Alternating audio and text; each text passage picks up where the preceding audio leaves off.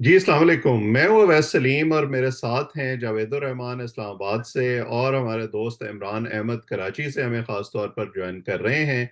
आप ये प्रोग्राम नया दौर के प्लेटफॉर्म से देख रहे हैं और हम अपना कंटेंट जो है वो अपने यूट्यूब चैनल एएसएम टुडे पर भी पोस्ट करते हैं। आप दोनों को सब्सक्राइब करें ताकि हमारी गुफ्तगू आप तक पहुंचती रहे। कराची के हवाले से आज हम बात खसूसी तौर पर इसलिए करना चाहते हैं क्योंकि पिछले कई दिन से ऐसी खबरें आ रही हैं कि कराची में एमक्यूएम के जो धड़े हैं उनको दोबारा इकट्ठा करने की कोशिश हो रही है। बाप पार्टी जो बलूचिस्तान में बनाई गई थी मखसूस हालात में, उसके भी हिस्से बखरे हो रहे हैं। कुछ लोग अब साबिक सदर जरदारी से मिले हैं, पीपल्स पार्टी में शामिल हुए हैं। तो ये क्या चल रहा है? क्या अगले इंतखाबात की सफबंदी होनी शुरू हो गई है? इसको हम समझने की कोशिश करेंगे आज की गुफ्तगू में। तो आप दोनों का बहुत शुक्रिया वक्त देने के लिए। जावेद साहब, मेरा ख्याल है कि हम कराची पे फोकस करें और सीधे इमरान भाई से ये पूछें कि ये जो गवर्नर साहब गए हैं और एमक्यूएम के धड़ों से मिले हैं, ये हम इसको कैसे रीड करें? वो बज़ाहिर तो कह रहे हैं कि मुझे किसी ने नहीं भेजा, जिस पर यकीन करना बड़ा मुश्किल है। तो ये क्या चल रहा है? कौन इसको मनूवर कर रहा है? क्या ये धड़े इकट्ठे हो जाएंगे अपनी तमाम इख्तलाफात के बावजूद? जरा हमें एनलाइटन करें। उवैस भाई, बहुत शुक्रिया। आपने अपने प्रोग्राम में मुझे दावत दी ताकि मैं कराची की जो सियासी सूरत हाल है और तेज़ी से बदलता हुआ जो मंजरनामा है उसमें मैं इजहार ख्याल करूं। आप बिल्कुल सही कह रहे हैं। शको शुबात जो गवर्नर सिंध हैं, कामरान टेसोरी साहब, उन पर हैं कि ये अचानक कैसे एमक्यूएम में आ गए और एमक्यूएम में आके ओहदा लिया, फिर मतलब रातों रात वो गवर्नर सिंध बन गए। तो 2018 से कामरान टेसोरी की इंडक्शन का मसला बना हुआ था। कामरान टेसोरी जो हैं वो 2018 में फारूक सत्तार लेकर आए थे उनको, और फिर झगड़ा हुआ, फारूक सत्तार भी निकाले गए और ये भी निकाले गए। उस वक्त ये डिप्टी कन्वीनर थे, और अब जब ये अचानक आए हैं, बज़ाहिर तो जो खालिद मकबूल सिद्दीकी साहब ने इनका नाम भेजा था गवर्नर सिंध के लिए, जो उनका लेटर हेड भी वायरल हुआ था, सोशल मीडिया पर भी आया, टीवी चैनल्स पर भी आया। तो इनका जो टास्क है वो ये है कि जो कराची में असल में मेरा ख्याल जो ये है कि हुकूमत जो है वो तहरीक इंसाफ को कराची में एक थ्रेट समझती है, खासतौर पे शहरी इलाकों में। और जो मुक़्तदर हल्के हैं वो पीपल्स पार्टी से भी तंग हैं, जो हुकूमत सिंध है जिसकी। और कराची का जो हाल हुआ है 2008 से लेके और आज 2023 शुरू हो गया है, कराची बद से बदतर होता चला जा रहा है, किसी भी शोबे में आप देख लें। तो उसमें फिर जो एमक्यूएम के शहरी इलाकों की जो नुमाइंदगी है उसमें जाहिर है एमक्यूएम का आता है नंबर के। जो एमक्यूएम जो है वो एक शहरी जो इलाकों की, या आप साफ अल्फाज में, आसान अल्फाज में कहें, उर्दू बोलने वालों की नुमाइंदा जमात के तौर पे आई थी 1986 में। और इस वक्त जो कराची है, हैदराबाद है, मीरपुर खास है, सक्खर है, और जो टंडो आदम है, टंडो वाला यार, जो ऐसे इलाके हैं जहाँ पे उर्दू बोलने वाले हैं, उनकी नुमाइंदगी समझी जाती है। 2016 में जब 3 मार्च ये अपने मुस्तफ़ा कमाल साहब 2013 में बगावत करके चले गए, और फिर 2016 में 3 मार्च 2016 को वापस आए, तो वो एक बहुत बड़ा भूचाल था कराची की सियासत में, जब उन्होंने आके अल्ताफ हुसैन के खिलाफ अलम बगावत बुलंद किया। उसके बाद ये सिलसिला चलता रहा, और अगस्त 2016 में, 22 अगस्त 2016 में वो एपिसोड हुआ कि अल्ताफ हुसैन ने पाकिस्तान के खिलाफ और पाकिस्तान की रियासत के खिलाफ, अफवाज पाकिस्तान के खिलाफ, हसास इदारों के खिलाफ बहुत नाजेबा गुफ्तगू की और बहुत ज़्यादा खिलाफ ये गुफ्तगू की। ये और बात है कि अब एमक्यूएम के लोग ये कहते हैं कि जी हमने तो इतना कुछ नहीं कहा था। नवाज शरीफ साहब और खास तौर पर इमरान खान साहब तो उससे कहीं आगे बढ़ गए हैं। नहीं, सिर्फ कहने की हद तक नहीं थे। जो इदारों ने नाकाबिल तरदीद सबूत के साथ बहुत सारी चीज़ें अनर्थ की थी, वो बड़ी ख़तरनाक थी, हम्म। जिनका गाये बगाए तस्करा भी आता रहा, चाहे इमरान फारूक का कत्ल हो लंदन में, या वहाँ पर रॉ से कोई राब्ते हों और वहाँ पे फंडिंग हो, फॉरेन फंडिंग हो, जिसकी वजह से जो यहाँ पर दहशतगर्दी के लिए इस्तेमाल हुई। फिर यहाँ पे बहुत सारे जो असासे बनाए गए और यहाँ से मनी लॉन्ड्रिंग हुई, हम्म। कराची से कुर्बानी की खालें जमा करके, ज़कात फितरा जमा करके जो यहाँ से भेजे गई। तो इस तरह के और बहुत से संगीन इल्जामात थे जो दस्तावेजी सबूत के साथ साबित भी हुए, जिसके बाद ये सारी सूरत हाल पैदा हुई। तो तो 22 अगस्त को जब ये ना। यही तो एक अहम सवाल फिर बनता है ना, जो आजकल लोग उठा रहे हैं कि अगर इनको दोबारा इकट्ठा करने की कोशिश हो रही है तो वो तमाम इल्जामात, वो मुकदमात जो बनाए गए, उनका फिर क्या होगा? देखें, जो ये इकट्ठा करने की बात हो रही है वो माइनस अल्ताफ हुसैन हो रही है। हम्म। अल्ताफ हुसैन का कोई किरदार नहीं है। हम्म। और ये मेरी अस खुद जो हल्के हैं, मुक्तदर हल्के हैं अच्छे, ये जो मालूमात के या डिसीजंस मेकर हैं, उनसे बात हुई है, उन्होंने कहा अल्ताफ हुसैन की कोई गुंजाइश नहीं है। हम्म। और अगर ये धड़े मिल रहे हैं तो इसमें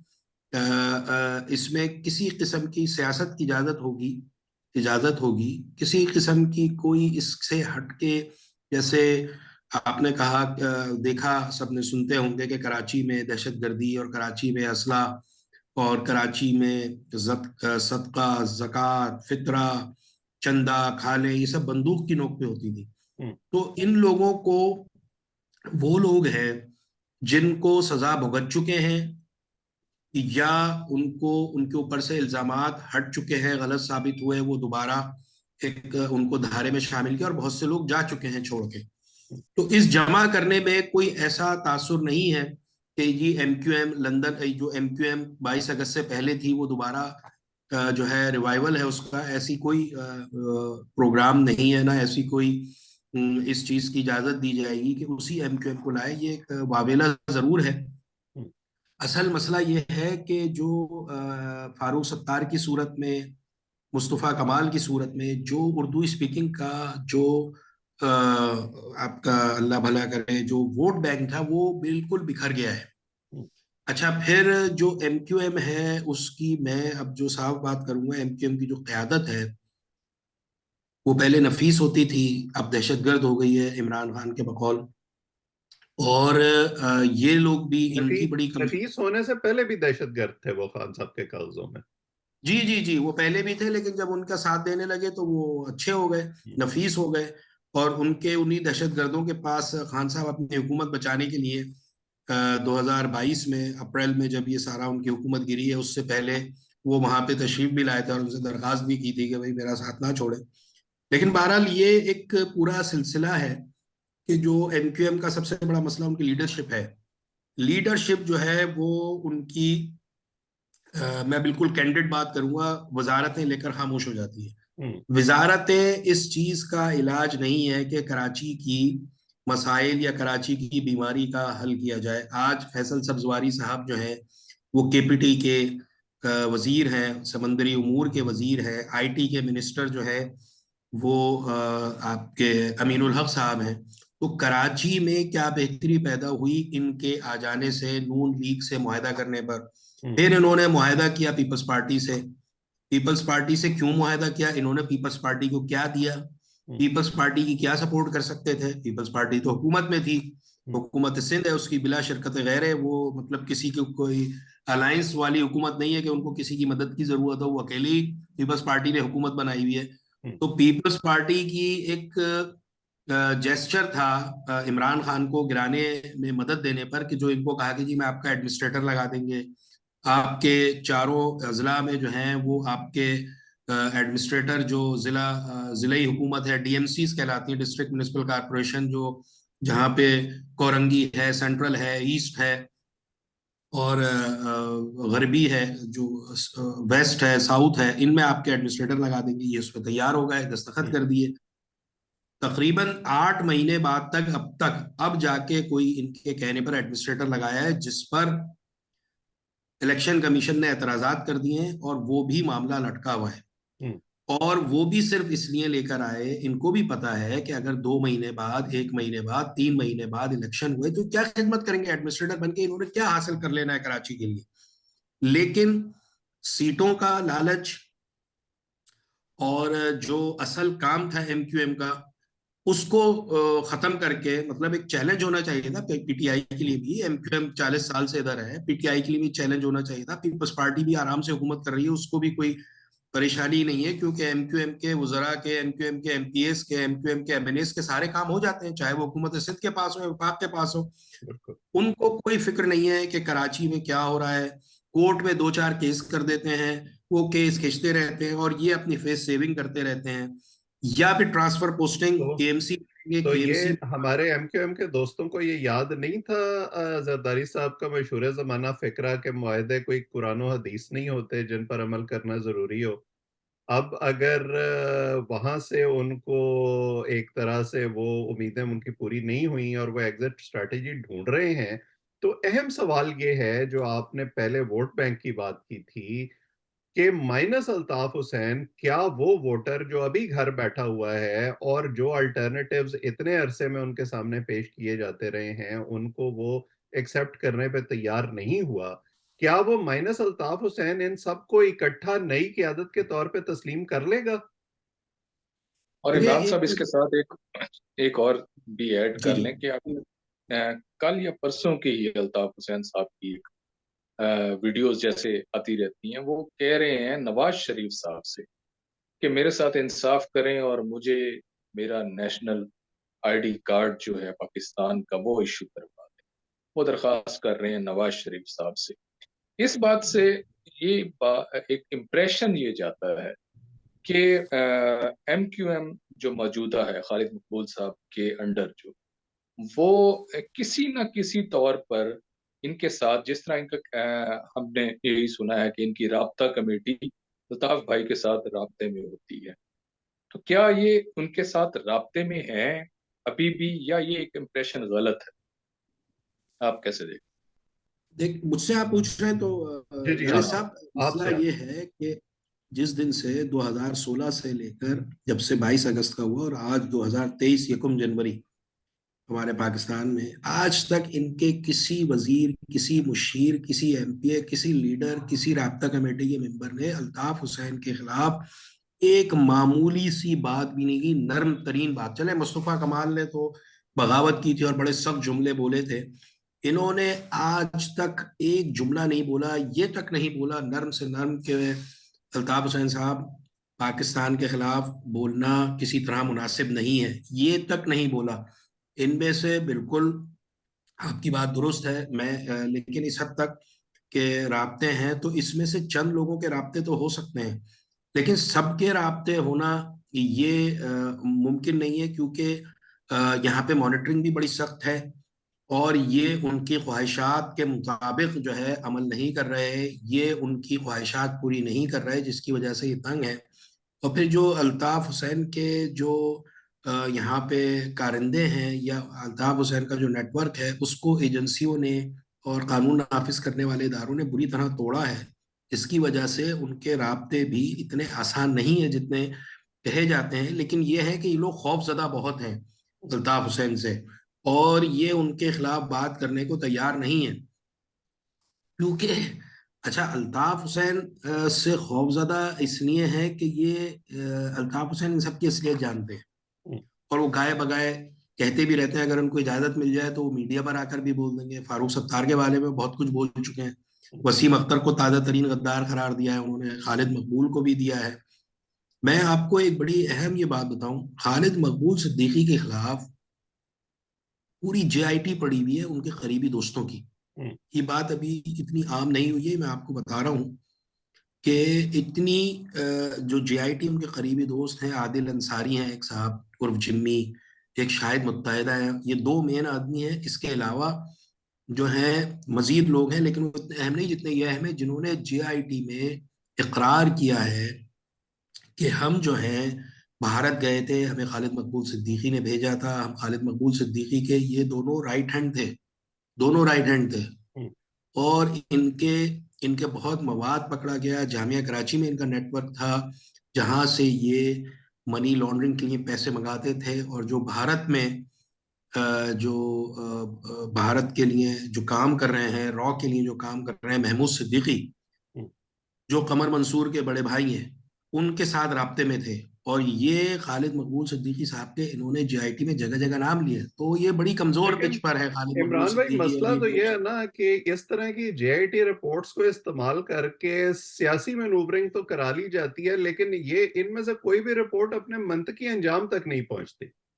ये बिल्कुल आपने दुरुस्त कहा है कि ये इसमें जैसे उजैर बलोच है, हम्म। आप देख लें उजैर बलोच के खिलाफ अगर कोई तकरीबन 62 के खिलाफ या 52 के करीब अगर उसके खिलाफ केसेस हुए हैं, तो 17-18 में तो वो बरी हो गया है हम्म। और जीआईटी में खौफनाक तरीन आदमी था।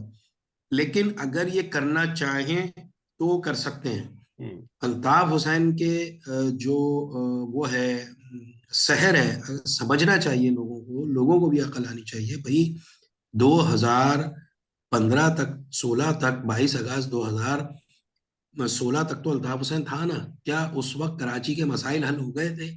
क्या महाजरों को, उर्दू बोलने वालों को उनके हकूक मिल गए थे? रहमान मलिक एक कॉल पे सारी मैनेज करते थे। एमक्यूएम को अगर कराची शहर बंद करा दिया, सुबह जो है वो होते थे एमक्यू हुकूमत में होती थी, शाम में निकल जाती थी, अगली सुबह फिर होती थी। यही तो तो मैंने ये आपसे सवाल पूछा ना कि वोटर जो है इन 6 साल में 2016 से अभी तक जो टर्नआउट है, उसमें ऐसे लगता है कि एमक्यूएम का जो असल वोटर है वो घर बैठा हुआ है, वो किसी और को वोट देने के लिए तैयार नहीं है। तो क्या अब इस नई सूरत हाल में वो इन सबको इकट्ठा तस्लीम कर लेंगे अल्ताफ हुसैन के बगैर? वैस भाई, वोटर निकला लेकिन वो इनके खिलाफ गया। हम्म। तो अल्ताफ हुसैन के मतलब अपील की थी अल्ताफ हुसैन ने, ये जो शाह फैसल कॉलोनी में और मलिर की तरफ इलेक्शन हुए थे, वोटर निकला। तहरीक इंसाफ को 50,000 से जायद वोट मिले और एमक्यूएम जो है कोई तकरीबन 25-30 हजार वोटों से हारी। हम्म। लोग जो तंग थे, लोगों को जो शिकायत थी कि ये एक प्लेटफॉर्म पे नहीं है।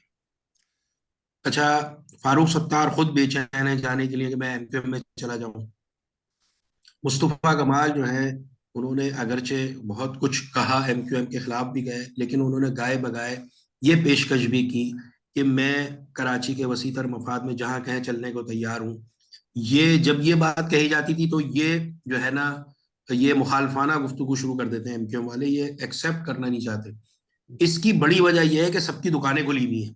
हम्म। अब साफ जो गुफ्तगू है वो ये है कि जितने लोग आएंगे, क्योंकि फारूक सत्तार भी एक पुराने और एक कदीम तरीन कारकुनों में से हैं या रहनुमाओं में से हैं एमक्यूएम के। मुस्तफ़ा कमाल एक मुतहरिक मेयर रह चुके हैं, उनकी गिरफ्त थी इंतजामी मामला पे बहुत ज्यादा, और एमक्यूएम में भी उनकी बड़ी पसंदीदगी है अभी भी।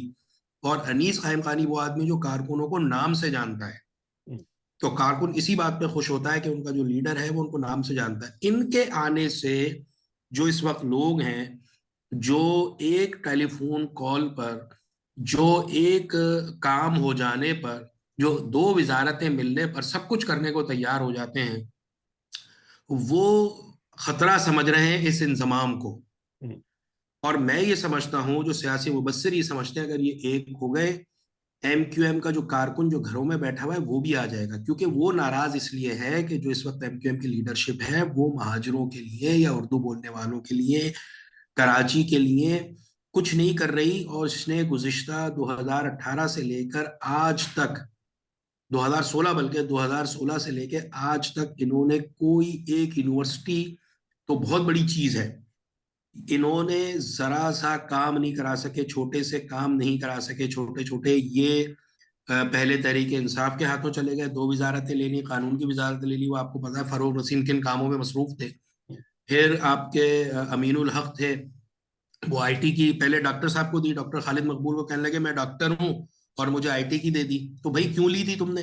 हम्म। ये सिर्फ खाना पूरी के लिए। और अपनी अभी भी यह हाल हो गया है कि राब्ता कमेटी जब ये कहती थी कि वजीर को हुक्म देती थी राब्ता कमेटी आ जाओ, हम्म। तो मजाल नहीं थी कि जैसे जिस हाल में होता था मिनिस्टर, वो नंगे पैर भी है तो भागता हुआ आ जाता था। अब ये है कि फोन ही नहीं उठाता राब्ता कमेटी का। हम्म।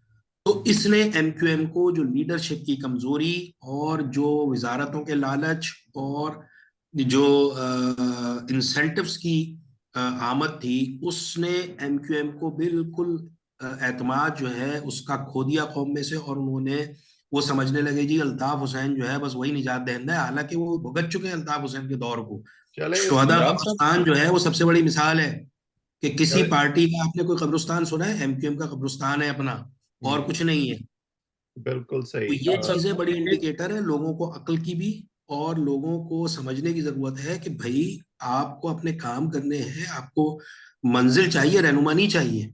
जावेद साहब इमरान साहब कुछ हमने कहना चाह रहे हैं? और जावेद साहब आपने, क्योंकि जिस मुआहदे की तरफ जो पीपल्स पार्टी से हुआ, ये जिस वक्त वोट ऑफ नो कॉन्फिडेंस हो रहा था, उसको आपने भी कवर किया। उससे पहले आपने एमक्यूएम का जो अलायंस था पीटीआई से वो भी देखा। तो आप इस सारी डेवलपमेंट को कैसे देख रहे हैं? और जो लोग इस वक्त मौजूद हैं एमक्यूएम के, जो इस्लामाबाद में आपसे इंटरेक्ट करते हैं, वो क्या कहते हैं? देखिए अवैध साहब, इसमें कोई शक नहीं कि ये जो मौजूदा हुकूमत आई थी, पीडीएम की हुकूमत, उसमें एमक्यूएम का रोल बड़ा इंपॉर्टेंट। मुझे अच्छी तरह याद है कि रात के आखिरी पहर में ख्वाजा आसिफ साहब और ये सब लोग ऐसे सर जोड़ के जब बैठे थे, और जरदारी साहब एमक्यूएम के जो जो ग्रुप था उनके साथ फिर अलहदा एक कमरे में गए और उनके साथ बैठे, और तकरीबन 45 मिनट्स उनके साथ हुई गुफ्तगू की। उस गुफ्तगू के नतीजे में मैंने जो चेहरे पे लालियां देखी थी ख्वाजा आसिफ साहब के, वो जब बाहर निकले और उन्होंने मीडिया को बताया, अभी तकरीबन सुबह का तड़का होने वाला था, उन्होंने बताया कि सारा काम हो गया जी, बेहतरीन हो गया, और जनाब एमक्यूएम राजी हो गई है। फिर हमने उनसे ये पूछा था कि एमक्यूएम राजी होगी है उनका, वैसे हमने उनके समरसॉल्ट्स भी देखी हैं, तो कहीं ऐसा तो नहीं होगा कि वो वापस चले जाएंगे? मैंने कहा नहीं जनाब, मुआहदा बिल्कुल अ, अ, लिखवा लिया गया है, सारी चीजें हो गई। तो एमक्यूएम के जो 7 वोट हैं इधर आपकी नेशनल असेंबली में, वो बड़े इंपॉर्टेंट। अब आप ये कह रहे हैं कि मौजूदा सूरत हाल में उनको हुकूमत में उनकी मौजूदगी होना या ना होना कितना अहम है? बिल्कुल अहम है।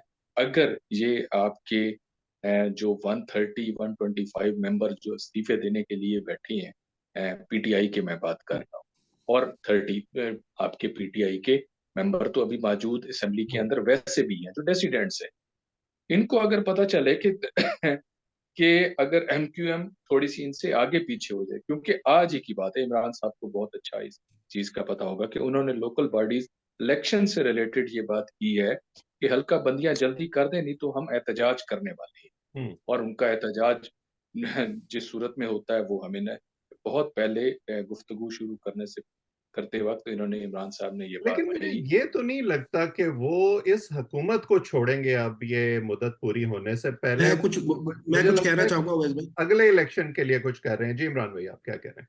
मैं ये कहना चाह रहा हूँ कि जैसे अभी जावेद साहब ने कहा कि आज जो उन्होंने धमकियां हमें एक प्रेस कॉन्फ्रेंस की है जिसमें कहा जी अगर हल्का बंदियां नहीं हुई तो हम हुकूमत छोड़ देंगे, हम जो है ना, ये पुरानी टैक्टिक्स हैं। ये जाहिर करती हैं कि अभी माइंडसेट वही है पुराना वाला, जो कि जी हम जो है ना निकल जाएंगे, हम जो है ना गिरा देंगे हुकूमत, या हम हुकूमत से वजारतें छोड़ देंगे लेकिन हुकूमत को सपोर्ट करते रहेंगे। तो भाई जब आप मुआहदा कर रहे थे, आप इतनी अच्छी पोजीशन में थे, जो जावेद साहब ने बताया कि सुर्खी छलक रही थी ख्वाजा आसिफ के, और 45 मिनट 1 घंटा जो आसिफ जरदारी साहब थे वो कमरे में बंद रह के राजी किया। तो जो शिकायत लोगों को है ना, जो मुतनफिर हुए इस एमक्यूएम से, वो ये है कि उन्होंने ये अगर कह देते, इतनी नाजुक पोजीशन में थी पीडीएम कि अगर ये कहते कि सर के बल खड़े हो जाए सारे, जरदारी साहब भी और शहबाज शरीफ तो खड़े हो जाते उस वक्त इन्होंने 140A के तहत जो इख्तियारात तरमीम हुई है उसके अमल दरामद, हल्का बंदियां अपनी सारी, अगर ये करा लेते कि हम आपको 2 दिन दे रहे हैं, आप जो है सूबाई असम्बली से पीपल्स पार्टी मंजूर करा के लिया है, हम आपको गारंटी दे रहे हैं कि हम दस्तखत कर देंगे मुआहदे पर और हम हुकूमत के साथ होंगे। इन्होंने ये क्यों नहीं किया? जैसे आपने मशहूर जुमला बोला कि मशहूर है जुमला उनका कि कुरान और हदीस थोड़ी है मुआहदे, मुआहदा तो मुआहदा है, सही है, होगा होगा नहीं। और जब माजी में भी होते रहे, आपने टीएलपी का मुआहदा देखा, उसमें तो जनरल फैज हमीद ने साइन किए थे। डीजीसी को कौन सा मुआहदा पूरा हो गया एज ए डीजीसी? ये पहली दफा तारीख में आपने भी देखा होगा, हमने भी, कि एक इंटेलिजेंस इदारे के एक बड़े अहदेदार ने खुले आम दस्तखत किए और गारंटी दी। तो ये मुआहदा इन्होंने जो इनकी जो बदनीयती, जो मैं कहा है ना कि दुकानें बंद हो जाएंगी, वजारतें लेके खामोश हो जाते हैं, कोई ठेके पकड़ लेता है, कोई बिल्डर है इनके यहाँ का, वो बिल्डिंग की अप्रूवल ले लेता है बिल्डिंग की एसबीसी से, जो हुकूमत है, कोई वाटर कनेक्शन ले लेता है। मैं आपको हकायक पर मबनी, आपको शायद ये लगे कि यार ये बड़ी, लेकिन ये यही कुछ हो रहा है कि आपके वाटर कनेक्शन ले लेंगे, अपना बिल्डिंग प्लान मंजूर करा लेंगे, अपने कोई ठेका ले लेंगे, अपने कोई स्कीम, जाली स्कीम जो है वो मंजूर करा लेंगे, इससे खुश हो जाते हैं। तो भाई आपको अगर इतनी महाजिर कौम की हल्का बंदियों की फिक्र थी और पीडीएम बिल्कुल बंद गली में आ गई थी, तो उस वक्त आपको चाहिए था कि ये हमारे मुतालबात हैं जो हमने इमरान खान से भी किए थे, आपसे भी किए थे। हमें इख्तियारात चाहिए मेयर के, हमें इख्तियारात चाहिए टाउन की सतह पर, यूनियन काउंसिल की सतह पर, सिटी लोकल गवर्नमेंट पे, वो हमें आप दे दें, आप मंजूर कराएं। क्योंकि माजी की जो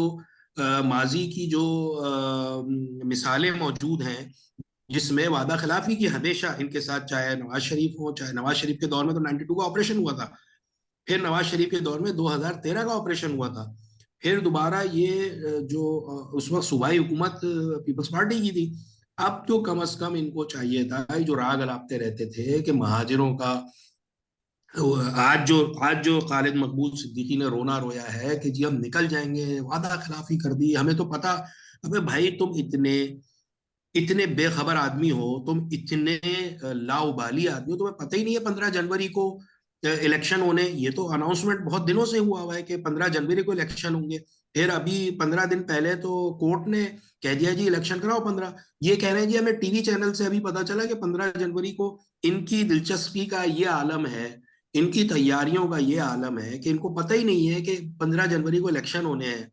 ये जाहिर क्या करना चाह रहे हैं भाई, उस वक्त जो है स्टैंड लेने का वक्त था, जिस वक्त आप मुआहदा कर रहे थे पीपल्स पार्टी से कि भाई आप जो है हमारे ये मुतालबात पूरे करके ले आए, अमल दरामद कर दें, उसके बाद हम हुकूमत का हिस्सा होंगे, हम आपका साथ देंगे, हम इमरान खान के खिलाफ, तो शायद इनका इनका कोई फेस सेविंग हो जाती, इमरान इनकी भाई, कोई। ये हम तो एमक्यूएम की जितनी मुनज्जम जमात, जिस तरीके से ये सब लोग हम देखते थे असेंबली के अंदर आ रहे हैं तो 18 बंदे इकट्ठे अंदर आ रहे हैं, वो एहतजाज का एक लफ्ज ऐसे बोलते थे सारे एक जावेद भाई एक मिनट में जुमला बंद हो बोलूंगा, जाते।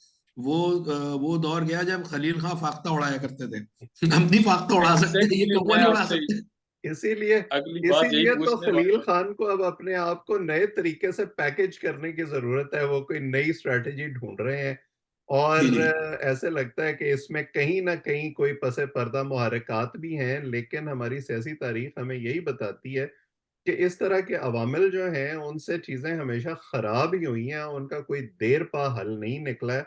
बहरहाल हम अपने वक्त के अख्ताम की तरफ बढ़ रहे हैं। ये जो सफबंदी हो रही है उसमें, जैसे शुरू में मैंने जिक्र किया था, ये बाप पार्टी जो बलूचिस्तान में थी, जिसके बारे में ये कहा जाता है कि एस्टैब्लिशमेंट के इशारे के बगैर वो इधर से उधर नहीं होते, उनमें से भी कुछ लोगों ने मुलाकात की है। अब आसिफ जरदारी साहब से कुछ उनके एमपीएज और कुछ दूसरे लीडर शामिल हुए हैं पीपल्स पार्टी में। तो ये कराची और जो सिंध की सियासत है, बलूचिस्तान की सियासत है, इस पर मेरा ख्याल है कि फोकस रहेगा। गवादर में भी हम देख रहे हैं कि एक बड़ा एहतजाज चल रहा है। इन तमाम चीज़ों पर हम अपने किसी अगले प्रोग्राम में बात करेंगे। आज इमरान भाई ने ये जो गुफ्तगू की है, इससे मेरा ख्याल है कि आपको एमक्यूएम की सियासत और जो मौजूदा डायनामिक्स हैं उनको समझने में बहुत मदद मिली होगी।